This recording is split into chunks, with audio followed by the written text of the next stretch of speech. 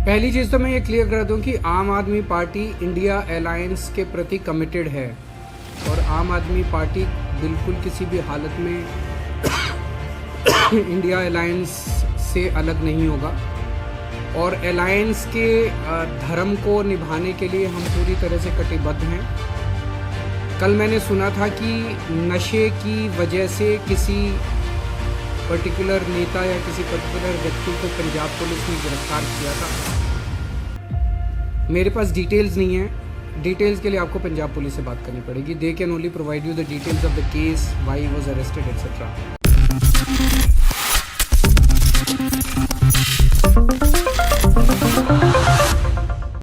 पहली चीज़ तो मैं ये क्लियर कर दूं कि आम आदमी पार्टी इंडिया अलायंस के प्रति कमिटेड है और आम आदमी पार्टी बिल्कुल किसी भी हालत में इंडिया अलायंस से अलग नहीं होगा और अलायंस के धर्म को निभाने के लिए हम पूरी तरह से कटिबद्ध हैं। कल मैंने सुना था कि नशे की वजह से किसी पर्टिकुलर नेता या किसी पर्टिकुलर व्यक्ति को पंजाब पुलिस ने गिरफ्तार किया था। मेरे पास डिटेल्स नहीं है, डिटेल्स के लिए आपको पंजाब पुलिस से बात करनी पड़ेगी। They can only provide you the details of the case, why he was arrested etcetera. But the government in Punjab, Bhagwant Mann government is committed, Aam Aadmi Party government is committed to जो नशा है, नशे को ख़त्म करने के लिए हम बिल्कुल कमिटेड है, क्योंकि नशे ने हमारे युवाओं को, पूरी एक पीढ़ी को बर्बाद कर दिया है। जिस स्केल के ऊपर नशा है आप इमेजिन भी नहीं कर सकते। तो उसके खिलाफ एक जो जंग छिड़ी हुई है, उस जंग में फिर कोई कितना भी बड़ा आदमी हो, कितना भी छोटा आदमी हो, उसे फिर बख्शा नहीं जाएगा। लेकिन मैं किसी भी इंडिविजुअल केस और किसी भी इंडिविजुअल के ऊपर टिप्पणी नहीं करना चाहूँगा, बिकॉज डिटेल्स मेरे पास नहीं है। डिटेल्स को के लिए आपको पंजाब पुलिस से बात करनी पड़ेगी।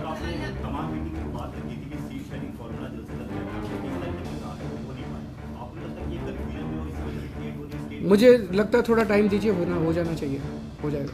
अलायंस को लेकर इसलिए भी सवाल उठ रहा है कि अब पटना से ये मांग आ रही है कि इस बार प्रधानमंत्री बिहार से होना चाहिए, आरजेडी की तरफ से ये मांग आ रही है। आप लोगों ने तय अभी नहीं किया है इंडिया अलायंस में, लेकिन अलग अलग जगह से इस तरह की मांग आ रही है। देखिए, हमारा तो हमेशा एक ही स्टैंड रहता है कि हमें ऐसी व्यवस्था तैयार करनी है कि इस देश के 140 करोड़ लोग, एक एक आदमी फील करे कि वो प्रधानमंत्री है। हमें लोगों को एम्पावर करना है, हमें किसी एक व्यक्ति को एम्पावर।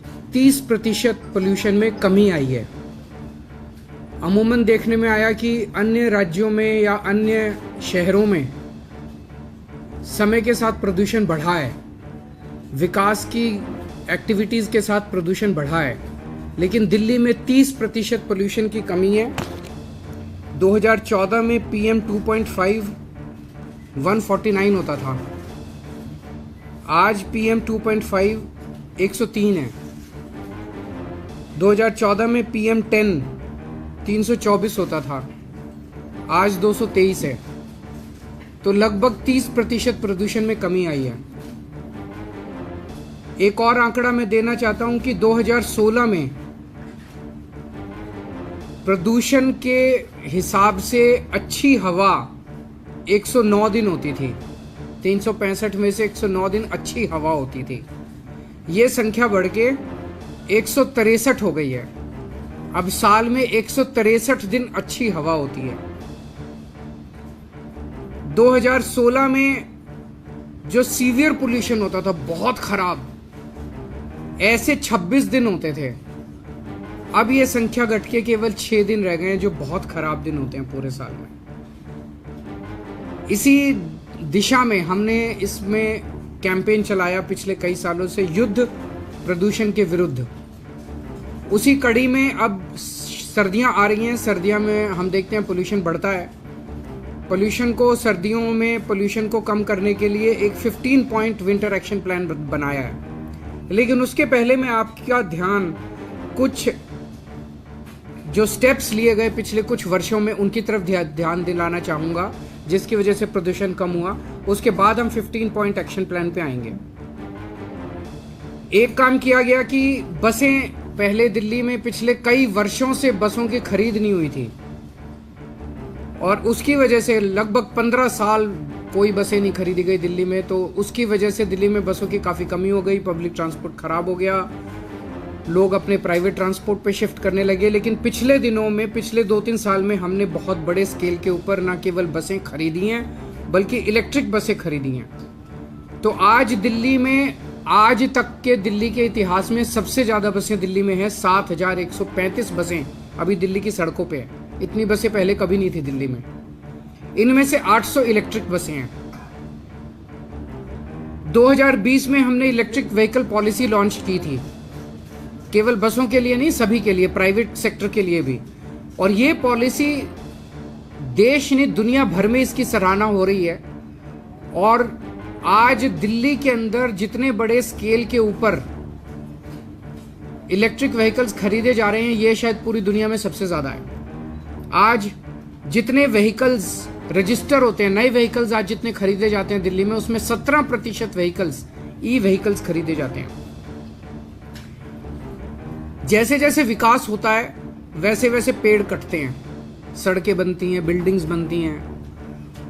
और देखा गया कि अलग अलग शहरों के अंदर जैसे जैसे विकास होता है वैसे वैसे जो हरित क्षेत्र है उसमें कमी आती है, पेड़ों में कमी आती है। दिल्ली में उल्टा हो रहा है। दिल्ली में 2013 में 20% पेड़ थे, जो कि अब बढ़ के 23% हो गए हैं। कम होने की बजाय 3% बढ़ गए हैं।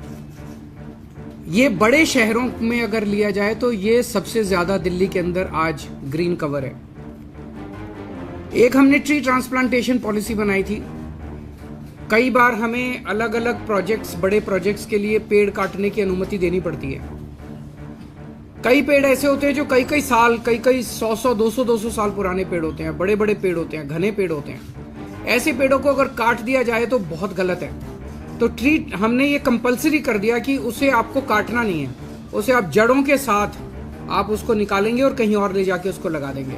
इसका भी बड़ा अच्छा असर पड़ा है ट्री ट्रांसप्लांटेशन पॉलिसी का।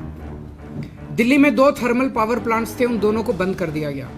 तो आज दिल्ली देश का अकेला शहर है जहां पे कोई थर्मल पावर प्लांट, कोयला आधारित थर्मल पावर प्लांट नहीं है। डस्ट पोल्यूशन करने वालों के ऊपर खूब हेवी जुर्माना लगाया जा रहा है और वेब पोर्टल के जरिए उनका रियल टाइम मॉनिटरिंग की जा रही है। 1727 रजिस्टर्ड इंडस्ट्रियल यूनिट्स हैं दिल्ली में। पहले ये पोल्यूटिंग फ्यूल यूज करती थी, अब इन सबको पीएनजी, पाइप्ड नेचुरल गैस पे शिफ्ट कर दिया गया है। पहले दिल्ली में लंबे लंबे पावर कट लगा करते थे हमारी सरकार बनने के पहले, 7-7, 8-8 घंटे के। लोगों को जनरेटर चलाने पड़ते थे, उस जनरेटर से धुआं उठता था। अब दिल्ली में 24 घंटे बिजली आती है, जिसकी वजह से कोई धुआं नहीं उठता, कोई जनरेटर का इस्तेमाल की जरूरत नहीं पड़ती। और केंद्र सरकार ने दिल्ली के दोनों तरफ पेरिफेरल एक्सप्रेसवे बनाए हैं। तो जो व्हीकल्स दिल्ली के लिए डेस्टाइंड नहीं है, दिल्ली में उनका काम नहीं है, और पहले दिल्ली से केवल क्रॉस करके यूपी जाया करते थे या यूपी से, वो व्हीकल्स अब पेरिफेरल एक्सप्रेसवे इस्तेमाल करके निकल जाते हैं। वो दिल्ली के अंदर एंटर नहीं करते, जिससे पोल्यूशन में कमी आई है। अब हम आते हैं इस साल के विंटर एक्शन प्लान पे। 15 पॉइंट विंटर एक्शन प्लान है। पहला पॉइंट है कि हमने 13 हॉटस्पॉट्स आइडेंटिफाई किए हैं जहां पोल्यूशन ज़्यादा होता है। हर हॉटस्पॉट के लिए एक स्पेशल एक्शन प्लान बनाया गया है और उसके लिए एक वॉर रूम बनाया गया है। 13 स्पेशल टीम्स बनाई गई हैं और वहां पे पोल्यूशन को डाउन रखने के लिए स्पेशल फोकस किया जाएगा। दिल्ली में पराली जलाने को कम करने के लिए पूसा द्वारा बनाया गया बायोडिकम्पोजर पिछले 3 सालों से हम इस्तेमाल कर रहे हैं। उसके नतीजे काफ़ी अच्छे आए हैं। पिछले साल हमने 4400 एकड़ में बायोडिकम्पोजर का इस्तेमाल किया था। इस साल 5000 एकड़ में बायोडिकम्पोजर का इस्तेमाल किया जाएगा। डस्ट पोल्यूशन को कम करने के लिए कई सारे स्टेप्स उठाए हैं। एक तो ये जो कंस्ट्रक्शन साइट्स हैं, उन कंस्ट्रक्शन साइट्स पे निगरानी रखने के लिए स्पेशल टीम्स बनाई गई हैं। 591 टीम हैं। 500 स्क्वायर मीटर से ज़्यादा निर्माण साइट्स वाले डस्ट कंट्रोल करने के लिए उनको वेब पोर्टल पे रजिस्टर करना पड़ेगा। और 5000 स्क्वायर मीटर से ज़्यादा का अगर कोई कंस्ट्रक्शन साइट है तो उन्हें एंटी स्मॉग गन लगाना अनिवार्य होगा। सड़कों पे भी जो सफाई करते टाइम धूल उड़ती है, उसके लिए 82 मैकेनिकल रोड स्वीपिंग मशीन्स लगाई गई हैं। 530 वाटर स्प्रिंकलिंग मशीन लगाई गई हैं और 258 एंटी स्मॉग गन सड़कों के ऊपर चलेंगी विंटर के दौरान। जो व्हीकल से पोल्यूशन होता है उसको कंट्रोल करने के लिए पीयूसी सर्टिफिकेट्स की जांच करने के लिए, और 10 साल से पुराने डीजल व्हीकल और 15 साल से पुराने पेट्रोल व्हीकल्स को प्रतिबंध के कंप्लायंस के लिए 385 टीम्स गठित की गई हैं। जो कंजेस्टेड एरियाज है जहां ट्रैफिक ज़्यादा रहता है वहां पे व्हीकल खड़ा हो जाता है और व्हीकल खड़ा होकर वहां पे पोल्यूशन करता है, ऐसे 90 सड़कों की पहचान की गई है और वहां पे ऑल्टरनेट रूट्स प्रोवाइड करे जाएंगे। उसको प्रचारित किया जाएगा कि आप इसको अवॉइड कीजिए, इस सड़क को आप यहाँ से निकल सकते हैं।